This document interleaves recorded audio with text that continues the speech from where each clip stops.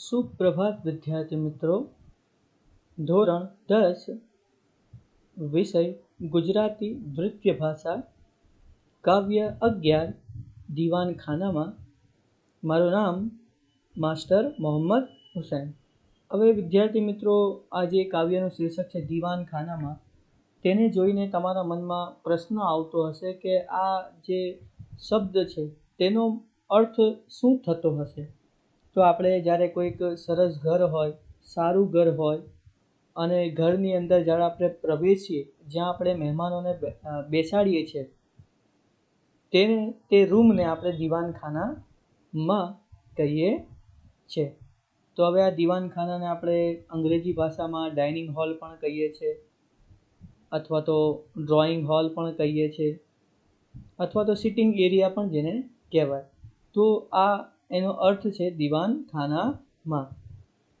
હવે તમારી સમક્ષ અત્યારે એક ચિત્ર આવશે, તો આપણે ચિત્રને સમજીશું.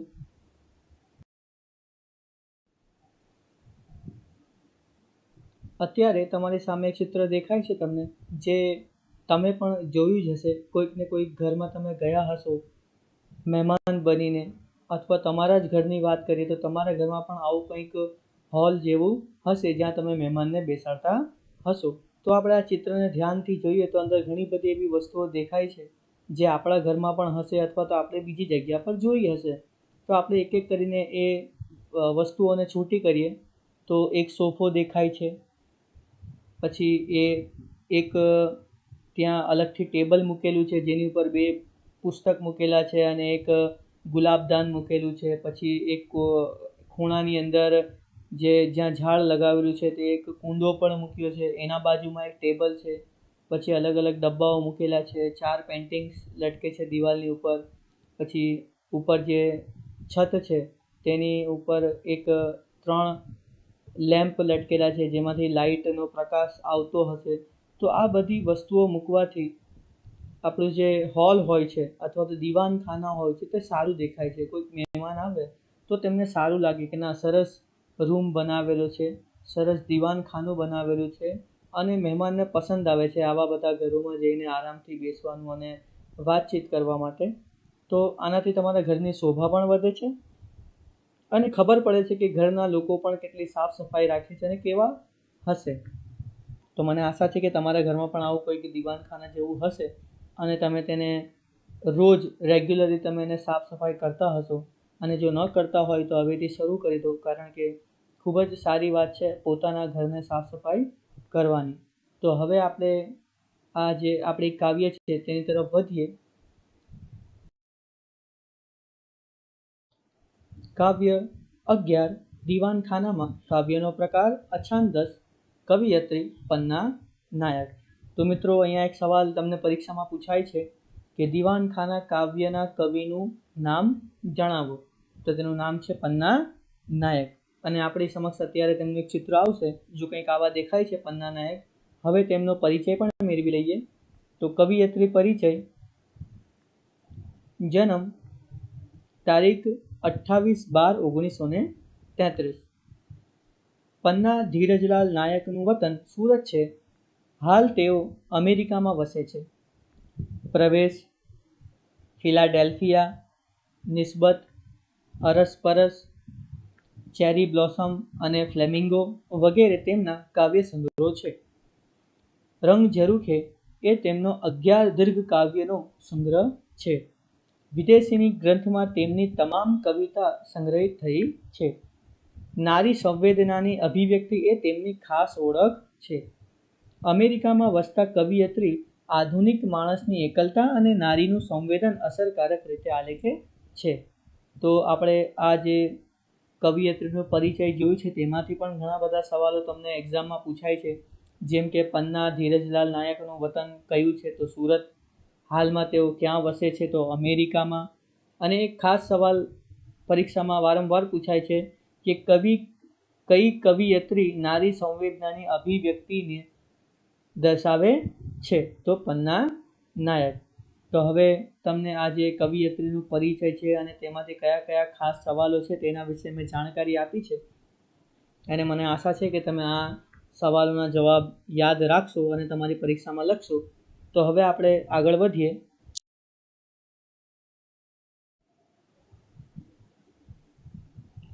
જો હવે આપણી પાસે કેટલાક ચિત્રો છે જે તેમણે લખેલા પુસ્તકોના છે. તો તેમાં પ્રવેશ, અરસપરસ, ફ્લેમિંગો, આ પણ પન્ના નાયકનું છે, ચેરી બ્લોસમ,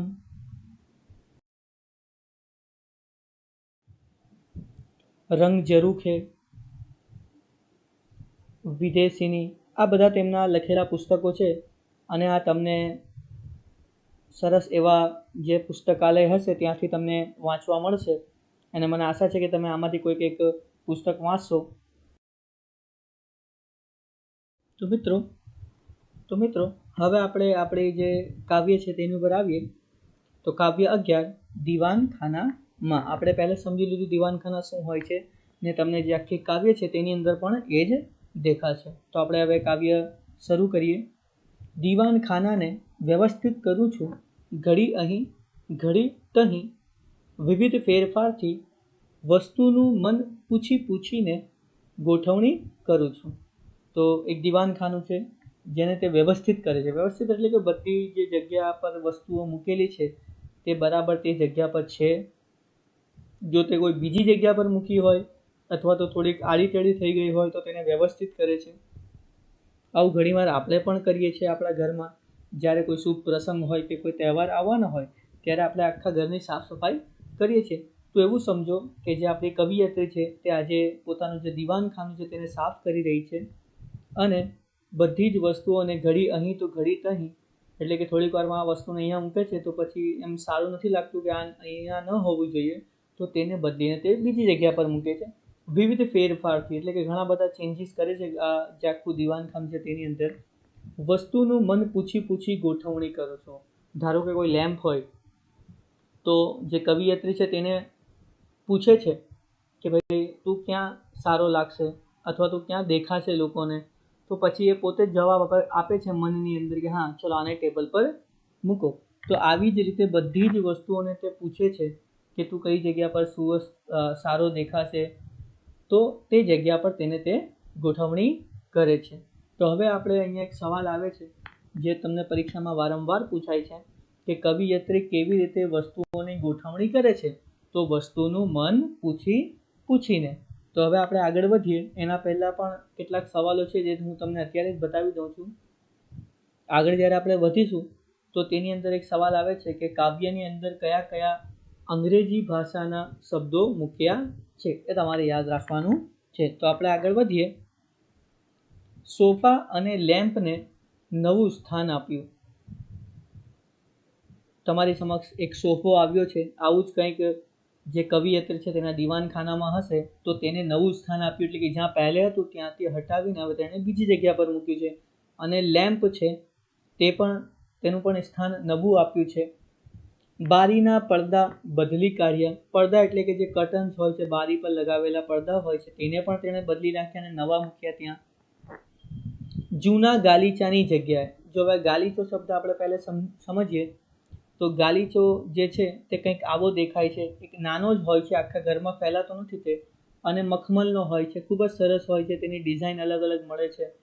તો તેની જગ્યાએ કવિયત્રીએ વોલ ટુ વોલ કાર્પેટ નખાવી દીધી. હવે કાર્પેટ તો તમે બધા જાણો છો, બધાના ઘરમાં હશે જ, અને ન હોય તો તમે કોઈ બીજી જગ્યા પર પણ જોઈ હશે. તો વોલ ટુ વોલ એટલે કે એક દિવાલથી લઈને બીજી દિવાલ સુધી આવી રીતે આખા ઘરમાં ફેલાઈ જાય તેવી રીતે કવિયત્રીએ કાર્પેટ નખાવી છે.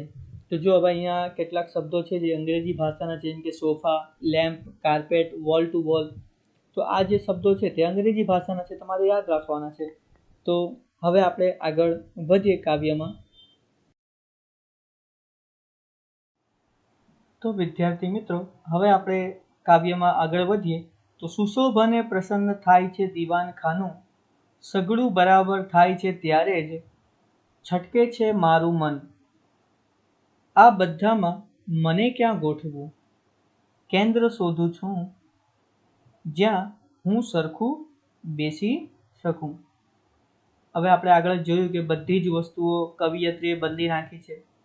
સોફાની જગ્યા પણ તેમણે બદલી કાઢી છે, લેમ્પની જગ્યા પણ તેમણે બદલી કાઢી છે, પડદા જૂના હતા તેને નવા કરાવ્યા છે, જે ઘરમાં ગાલીચો હતો તેને નીકાળીને કવિયત્રીએ વોલ ટુ વોલ કાર્પેટ લગાવી છે. એટલે બધું જ તેમણે સારી રીતે જે દીવાનખાનું છે તેમાં કરી દીધું છે. અને સુશોભન એટલે કે શણગારવું, તેને સજાવવું.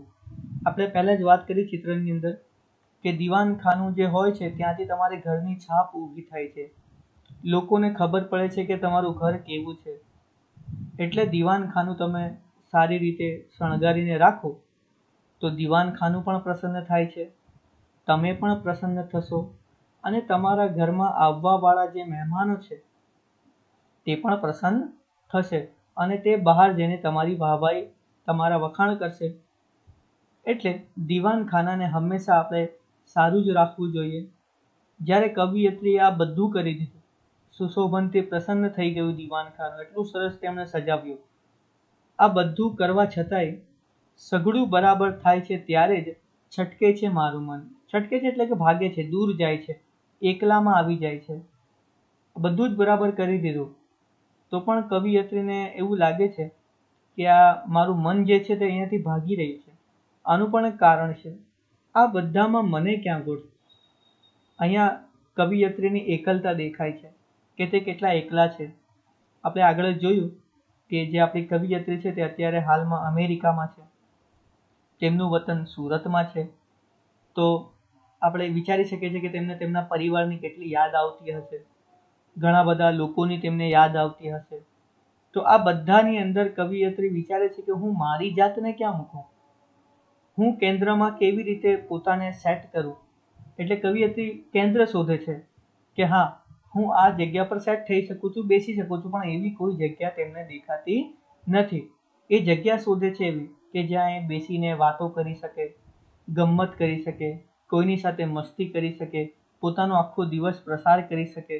પરંતુ એવી કોઈ જગ્યા તેમને દેખાતી નથી અને તે એટલે જ વિચારે છે કે આ બધી જગ્યામાં હું મને અથવા તો મારી જાતને ક્યાં ગોઠવું, ક્યાં મૂકવું. એટલે જ કવિયત્રીનું મન ભાગે છે, છટકે છે. તો અહીંયા તમારા સવાલનો જવાબ પણ મળી છે તમને કે કવિયત્રીનું મન કેમ છટકે છે.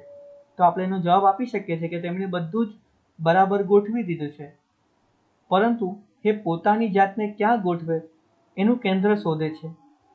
એટલે જ કવિયત્રીનું મન છટકે છે. તો હવે આપણે કાવ્યમાં આગળ વધીએ.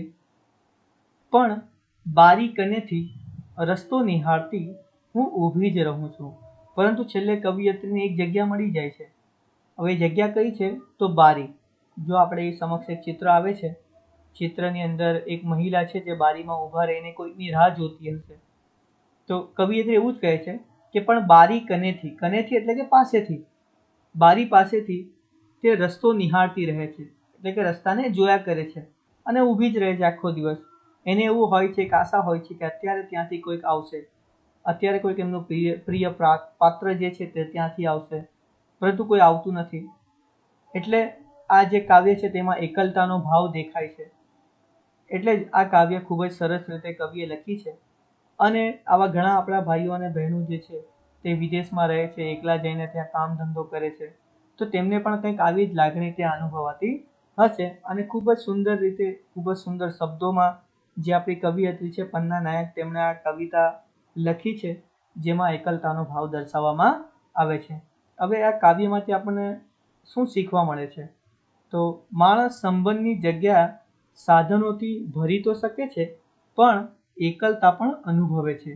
તેની વેદના આ કાવ્યમાં વ્યક્ત કરવામાં આવી છે. તો હવે આપણે આ કાવ્યમાંથી આટલું શીખવાનું છે કે જે સંબંધ હોય છે તે જ સૌથી વધારે મહત્વના હોય છે. વસ્તુઓ જે છે, સાધનો છે, તે તો આપણે આજે નથી તો કાલે લઈ જ લેવાના છે, પરંતુ સંબંધો એવા છે જે ક્યારેય તમને એકવાર નીકળી ગયા તમારા હાથમાંથી પછી મળવાના નથી. તો આપણે સંબંધોની જગ્યાએ સાધનોથી ભરી તો શકીએ છીએ.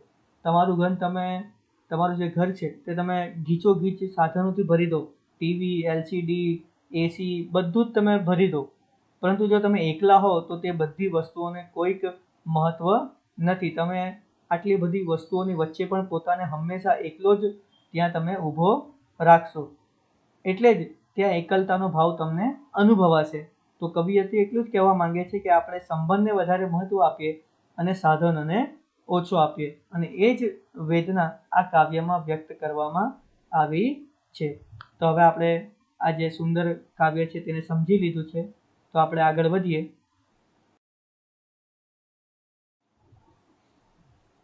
હવે આપણે આની શબ્દ સમજૂતી સમજી લઈએ. ખૂબ જ સરળ છે શબ્દ સમજૂતી, ઓછા જ શબ્દો છે. તો સમાનાર્થી શબ્દ અથવા તો શબ્દાર્થ સમજીએ પહેલા. ગાલીચો એટલે કે જાજમ, વોલ ટુ વોલ એટલે કે દિવાલથી દિવાલ સુધી, એટલે કે એક દિવાલથી બીજા દિવાલ સુધી. કેન્દ્ર એટલે કે સેન્ટર, મધ્ય બિંદુ. રસ્તો એટલે કે માર્ગ, પથ. મન, અંતઃકરણ, આપણું જે હૃદય હોય છે તે અંતર હોય છે તે. તો આ જે ઉપરના પહેલા બે સમાનાર્થી શબ્દો છે તે આપણે ચિત્ર દ્વારા સમજી લીધા છે. ગાલીચો એટલે કે જે ઘરમાં આપણે બિછાવી છે જાજમ તે, અને વોલ ટુ વોલ એટલે કે એક દિવાલથી બીજી દિવાલ સુધી જે કવિયત્રીએ કાર્પેટ બિછાવ્યું છે તેના માટે જ આ શબ્દ વપરાયો છે. પછી છે કેન્દ્ર. કેન્દ્ર એટલે કે મધ્ય બિંદુ, જેમાં કવિયત્રી વિચારે છે કે હું મારી પોતાની જાતને ક્યાં મૂકું, તે કેન્દ્ર શોધે છે. રસ્તો, તે રસ્તા તરફ નિહાળતી રહે છે, એટલે રસ્તો એટલે કે માર્ગ અને પથ. અને મન એટલે કે અંતઃકરણ, હૃદય, પોતાના હૃદયથી તે પૂછતી હશે, અથવા આ કાવ્યની અંદર જે વસ્તુઓ છે તેનું મન પૂછી પૂછીને તે વસ્તુઓને ગોઠવે છે. એટલે આ બધી જ વસ્તુઓ સમાનાર્થી શબ્દમાં તેમણે આ બધા શબ્દો મૂક્યા છે. હવે આપણે આગળ વધીએ. તો તળપદા શબ્દો જે ગામડી બોલીમાં હોય છે તેને આપણે તળપદા શબ્દો કહીએ છીએ. તો કનેથી એટલે કે પાસેથી. નિહાળવું એટલે કે જોવું. આપણે આગળ જ જોયું કે બારી કનેથી હું રસ્તો નિહાળતી રહું છું, એટલે કે એ જ કે બારી પાસેથી તે રસ્તો જોયા કરે છે. વિરુદ્ધાર્થી શબ્દ. તો પ્રસન્ન, તેનો વિરુદ્ધાર્થી થાય છે અપ્રસન્ન. જૂનું, એનો વિરુદ્ધાર્થી થાય છે નવું. વ્યવસ્થિત, એનો વિરુદ્ધાર્થી થાય છે અવ્યવસ્થિત. તો આપણે આગળ વધીએ.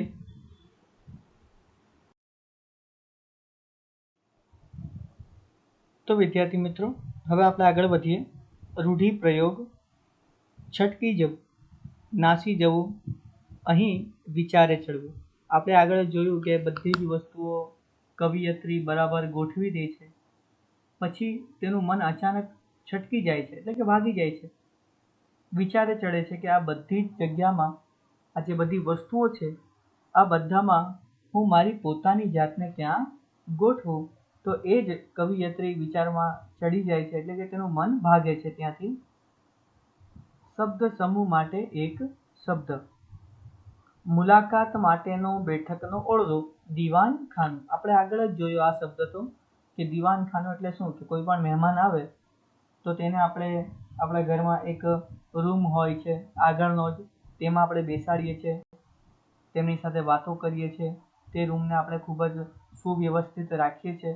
તો એ જ ઓરડાને આપણે દીવાનખાનું અથવા તો દીવાનખાના કહીએ છીએ. તો વિદ્યાર્થી મિત્રો, અહીંયા તમારું જે આ કાવ્ય છે તે પૂર્ણ થાય છે. આના જે પ્રશ્ન ઉત્તર છે તે આપણે આના પછીના પાઠમાં જાણીશું, સમજીશું, અને એ બધા જ પ્રશ્નોના ઉત્તર તમારે તમારી નોટબુકમાં પણ લખવા પડશે. પરંતુ એના પહેલાં એક સરસ મજાનું હોમવર્ક છે જે તમારે કરવાનું છે. તો આપણે જોઈએ તે હોમવર્ક શું છે. તો વિદ્યાર્થી મિત્રો, હવે આપણે થોડુંક વ્યાકરણનું પણ જ્ઞાન મેળવી લઈએ. આપણી સમક્ષ છે ભાષા અભિવ્યક્તિ.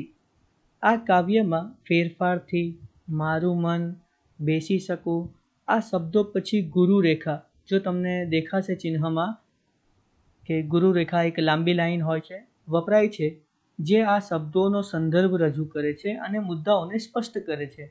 કેમ કે આ ગુરુરેખા પછી જ કંઈક ને કંઈક તમને જે મુદ્દાઓ છે, જે વાત છે તે ખબર પડે છે કે હા આવું કંઈક કવિ સાથે થઈ રહ્યું છે, અને તે મુદ્દાઓને સ્પષ્ટ કરે છે. એટલે જ આ જે ગુરુરેખા છે તેનો ઉપયોગ થાય છે. તો અહીંયા તમને એક સરસ જે વિરામ ચિહ્નનો એક પ્રકાર છે ગુરુરેખા, તેના વિશે તમને જ્ઞાન મળી ગયું હશે. આ અછાંદસ કાવ્યમાં કવિયત્રીએ વોલ ટુ વોલ જેવો અંગ્રેજી શબ્દ સહજ રીતે ગૂંથી લીધા છે, તો મન ક્યાં ગોઠવું થી પ્રશ્ન અને જ્યાં હું સરખી બેસી શકું જેવા અપૂર્ણ વાક્યથી વિચારવાનો અવકાશ અને હું ઊભી જ રહું છું ના પરિણામથી કાવ્ય પૂર્ણ કર્યું છે. જો આ એક ગુરુરેખા વિરામચિહ્ન સિવાય પણ તેમણે 2-3 બીજા વિરામચિહ્નોનો ઉપયોગ કર્યો છે, જેમ કે પ્રશ્ન છે, પછી વાક્ય અપૂર્ણ રહે છે તેના માટે પણ તેમણે વિરામચિહ્નનો ઉપયોગ કર્યો છે. તો આવી રીતે કવિયત્રીએ થોડુંક જે આપણો વ્યાકરણનો હિસ્સો છે તેને પણ તેમાં ભાગ આપ્યો છે અને ખૂબ સરસ એવી કાવ્ય રચી છે. તો વિદ્યાર્થી મિત્રો, આપણું કાવ્ય તો જે છે તે પૂર્ણ થઈ ચૂક્યું છે, પણ તમારે કંઈક કામ જે છે તે ઘરે કરવાનું છે, જે આપણું ગૃહ કાર્ય છે કે નીચે આપેલા ચિત્રને જોઈને તેના વિશે 10 વાક્ય લખો. હવે તમારી સ્ક્રીન પર એક તમને ચિત્ર દેખાશે અને તે ચિત્રને તમારે બરાબર ધ્યાનથી જોવાનું છે કે તેની અંદર કઈ કઈ વસ્તુઓ દેખાય છે. તો તે વસ્તુઓનું વર્ણન તમારે શબ્દો અને વાક્યો દ્વારા કરવાનું છે. એમાં તમારે ઘણા અંગ્રેજી શબ્દ પણ તમે ઉપયોગમાં લઈ શકો છો, જેમ કે તમને ઉપર લેમ્પ દેખાય છે, સોફા દેખાય છે, ટેબલ દેખાય છે, કપ દેખાય છે. આવા જે ઘણા બધા અંગ્રેજી શબ્દો તમને અંદરથી મળી જશે તેનો ઉપયોગ કરીને પણ તમે વાક્ય બનાવી શકો છો. તો આ તમારું એક હોમવર્ક છે, તમારું ગૃહ કાર્ય છે. તેમાં હું ઈચ્છું છું કે તમે પોતે જ આ જે કામ છે તે કરો, જેથી તમારી ભાષા પણ સુધરે અને સાથે સાથે તમારું જે હોમવર્ક છે તે પણ પૂરું થાય. તો તમારો વિદ્યાર્થી મિત્રો ખૂબ ખૂબ આભાર અને આ કાવ્ય અને આ જે વિડીયો છે તે જોવા માટે પણ તમારો ખૂબ ખૂબ આભાર.